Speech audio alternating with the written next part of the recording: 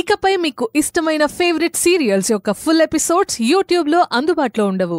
కేవలం సన్నెక్స్లో మాత్రమే ఫ్రీగా చూడొచ్చు.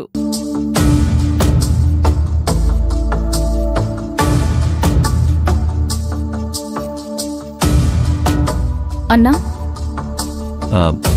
ఎందుకు అంత దిగులుగా కూర్చున్నావు?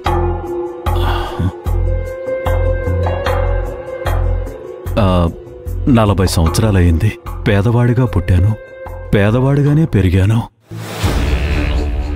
ఈ రోజుకి కూడా పేదవాడిగానే ఉన్నాను. తండ్రి లేకపోవడం వల్ల ఏంటో అడిగింది ఇచ్చేవాళ్ళు ఎవ్వరూ లేరు. నాకేదైనా కావాలనిపించి కొనుక్కోవాలన్నా కూడా డబ్బులుండేవి కావు. 1 రూపాయి చాక్లెట్లు, 2 రూపాయల ఐస్ క్రీము, ఇంత చిన్న చిన్న వస్తువులే కొనుక్కోలేక, ఆశ తీర్చుకోలేక సతమతమైపోయేవాణ్ణి. చూసిన భోజనం తినాలన్న ఆశ కలిగేది. ఒక మంచి చికెన్ బిర్యానీ తినాలని ఆశ ఉండేది. ఎవరో తినిపించేవాళ్ళు ఉండేవాళ్ళు కాదు. చిరంజీవి సినిమా రిలీజ్ అయిన మొదటి రోజే చూద్దామని అనుకునేవాణ్ణి. కానీ డబ్బులుండేవి కావు. నా తోటి వాళ్ళందరూ బ్లాక్లో టికెట్లు కొనుక్కుని సినిమాకు వెళ్లేవారు. రూపాయి పోగేసుకుని నేనెప్పుడో చూసేవాణ్ణి. వయసు పెరిగే కొద్దీ వేసుకోవడానికి మంచి బట్టలుండేవి కావు, కాలికి చెప్పులుండేవి కావు. నా బట్టలు చూసి ఎవ్వరూ నాతో కలిసేవాళ్ళు కాదు. ఇంట్లోనూ అనాథనే, బయట అనాథనే. కోరింది దొరికేది కాదు. దొరికిన దానితో అడ్జస్ట్ అవ్వాల్సి వచ్చేది. కొన్నిసార్లు ఆకలి తీర్చుకోవడానికి వెళ్ళి పెళ్లి బంతులో కూర్చునేవాణ్ణి. వాళ్ళు నన్ను కనిపెట్టి మెడబట్టి బయటికి తోసేసేవాళ్ళు. చేతిలో డబ్బులుండి ఉపవాసం ఉంటే అసలేం అనిపించదు. కాని డబ్బుల్లేక ఉపవాసం ఉంటే అది నరకం. ఒకవైపు ఆకలి, ఒకవైపు బాధ. అది అనుభవిస్తేనే తెలుస్తుంది ఆ బాధ. జీవితంలో పేదరికం అనేది ఎవ్వరికీ రాకూడదు. నీకు అడగకుండానే అన్నీ దొరికేవి కదా. ఈ బాధలు, కష్టాలు నీకు తెలుసుండకపోవచ్చు. పేదరికం ఏంటి అనేది నాకు తెలీదు. అది నిజమే. కానీ నీ మాటల్లో ఎంత బాధ ఉందనేది నాకర్థమైంది. చెల్లెమ్మా, చెప్పన్నా. నాకు ఒక ఆశ ఉంది, తీరుస్తావా? ఏదైనా కాని నేను తీరుస్తాను. I promise.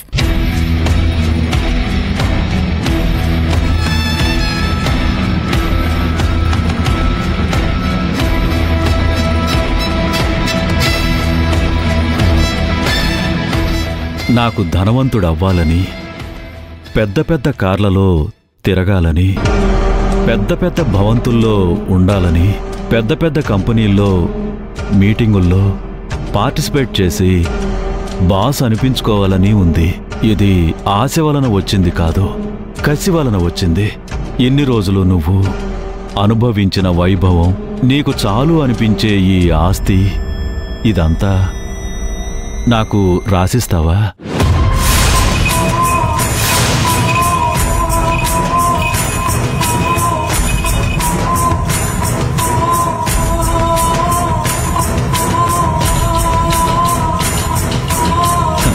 ఎందుకంటే మన ఆస్తిని వేరే వాళ్ళకి రాసివ్వడం కొత్త విషయం కాదు.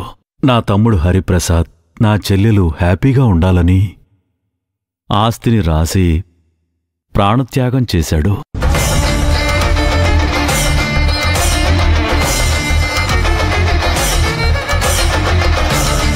చెల్లెమ్మా, నేను నీ ప్రాణం అడగడం లేదమ్మా. జస్ట్ నీ ఆస్తి అంతే. లైఫ్లో కనీసం ఒక్కరోజైనా నేను వేల కోట్ల ఆస్తికి ధనవంతుణ్ణి అనిపించుకోవాలని అనుకున్నాను. ఆ తర్వాత నేను చనిపోయినా పర్వాలేదు, ఈ కలని నెరవేరుస్తావా చెల్లెమ్మా? నువ్వు నాతో జీవితాంతం ఉంటానంటే ఏం చేయడానికైనా నేను సిద్ధం. నీకన్నా నాకు ఆస్తి పెద్దదా?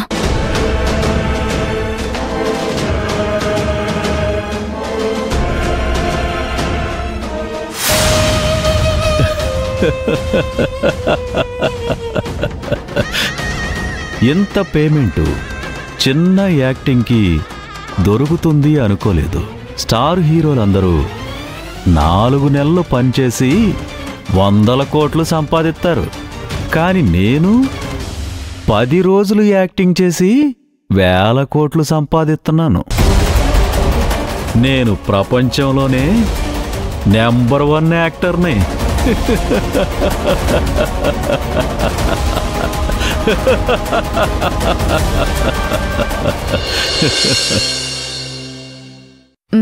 నేను ఆల్రెడీ మీతో మాట్లాడాను కదా. అవును, మా అన్నయ్య లాంటి వాడని ఇప్పుడే తెలిసింది.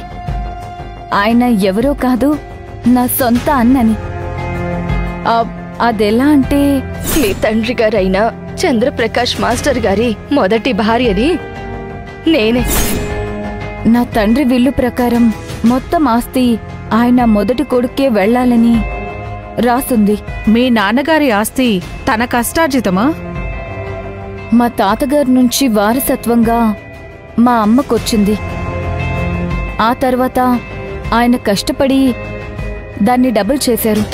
అంటే ఆస్తి మీ నాన్నగారి రెండో భార్య అయినా మీ అమ్మది కదా? అవును. ఈ సింహాద్రి అన్న వ్యక్తి మీ నాన్నగారికి మొదటి భార్య కొడుకు కదా? అవును. అప్పుడు ఇతనికి హక్కెక్కడుంది? టెక్నికల్లీ, లాజికల్లీ మొదటి భార్య కొడుక్కి మీ అమ్మగారి నుంచి మీకొచ్చిన ఆస్తికి సంబంధమే లేదు. అంటే ఆయన పెద్ద కొడుకు కదా? అసలు ఈ రోజుల్లో మీ నాన్నగారు ఆస్తిని మీ అన్నగారి పేరు మీద రాయడమే పెద్ద తప్పు. కొడుకు కూతుర్లకు సమానంగా ఆస్తి రాయాలి. మీరు అన్యోన్యంగా ఉన్నారు కాబట్టి ఆస్తి గొడవలు జరగలేదు. ఇప్పుడు కూడా మా మధ్య ఎటువంటి గొడవలు కూడా లేవు. కానీ ఇతను ఆస్తికి అర్హుడు కాదు. మరెలా? ఆయనకి గిఫ్ట్ డీడ్ చేయవచ్చు. ఇది బానే ఉంది కదా? కరెక్టే. కానీ పొరపాటున ఎవరైనా, మీరైనా ఇంకెవరైనా దీనిని అడ్డుకుంటే కేసు సాల్వ్ అవ్వడానికి 10-15 ఏళ్లు పడుతుంది. ఒకవేళ కోర్టులో ఉంటే 15 ఏళ్ల తర్వాత తీర్పు మీకే అనుకూలంగా వస్తుంది. సరే, మీరన్నట్టే గిఫ్ట్ డీడ్ చేస్తాను. పని సులభమవుతుంది. అలాగే చేద్దాం.